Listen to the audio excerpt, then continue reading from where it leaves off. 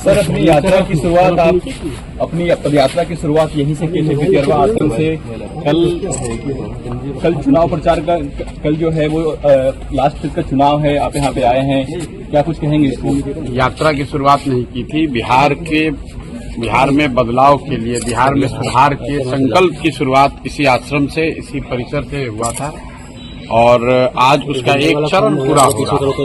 करीब 3 वर्ष उस बात को हो गए और 3 वर्ष में जो कुछ भी हो सका है, प्रयास किया है कि ईमानदारी से, शुद्धता से, जिस ईमानदारी और शुद्धता की बात करके इस आश्रम से इस अभियान की शुरुआत की गई थी, उस ईमानदारी और शुद्धता को बनाए रखने का पूरा प्रयास किया है और यकीन है कि बिहार की जनता इस बात को देखेगी, समझेगी और आने वाले समय में अपने बच्चों के लिए, अपने इस राज्य के लिए, अपने समाज के लिए जाति, धर्म, पैसे के लालच से ऊपर उठकर लोग अपने बच्चों के बेहतरी के लिए, उनके भविष्य के लिए, अच्छा समाज का निर्माण के लिए लोग उस तरीके से वोट देंगे। बस यही कहना चाहते हैं। प्रधान जी, क्या फीडबैक है पूरे प्रदेश से आपके पास? फीडबैक मेरे भाई तो किसी के पास नहीं है। फीडबैक तो जो आप लोग दे रहे हैं, जो इलेक्शन कमीशन दे रहा है, वो सब लोग सुन रहा है कि बिहार में पहली बार आजादी के बाद बिहार के इतिहास में सबसे ज्यादा वोट पड़ा है और ये अपने आप में एक बहुत बड़ा संकेत है, बदलाव का संकेत है। पहली बार बिहार में इतनी बड़ी संख्या में वोट पड़ा है तो एक तरीके से गांधी के इस आश्रम में, गांधी के विचार से, लोकतंत्र के मानने वाले लोग की सबसे बड़ी जीत है कि बिहार में आज तक 65% वोट कभी नहीं पड़ा है। तो हम लोग का ऐसा मानना है कि ये 65% वोट बिहार में बदलाव का वोट है। 14 तारीख से बिहार में एक नई व्यवस्था बनाने के लिए वोट है।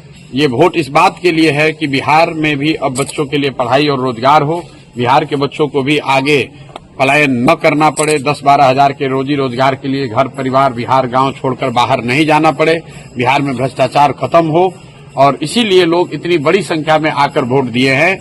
जितने भी पत्रकार हैं, विशेषज्ञ हैं, राजनेता हैं, किसी को अंदाजा नहीं था, किसी को अंदाजा नहीं है कि इतना लोग वोट दिया कौन है।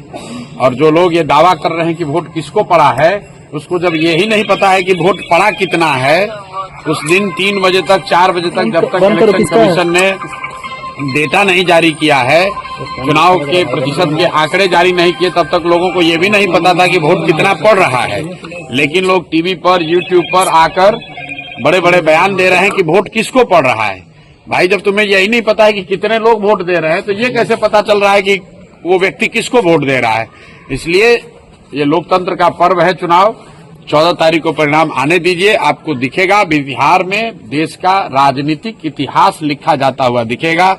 जिस तरीके से चंपारण के इसी धरती से गांधी जी ने स्वतंत्रता की लड़ाई में एक नया इतिहास रचा था, एक नया सूत्र दिया था, एक नया हथियार दिया था, उसी तरीके से हम लोग का विश्वास है कि गांधी के भितिहरवा आश्रम से जो जन स्वराज का अभियान शुरू हुआ है, वो न सिर्फ बिहार में बल्कि बिहार के बाहर भी 14 तारीख को जब परिणाम आएंगे तो लोग एक इतिहास, नया इतिहास रचा जाता हुआ देखेंगे।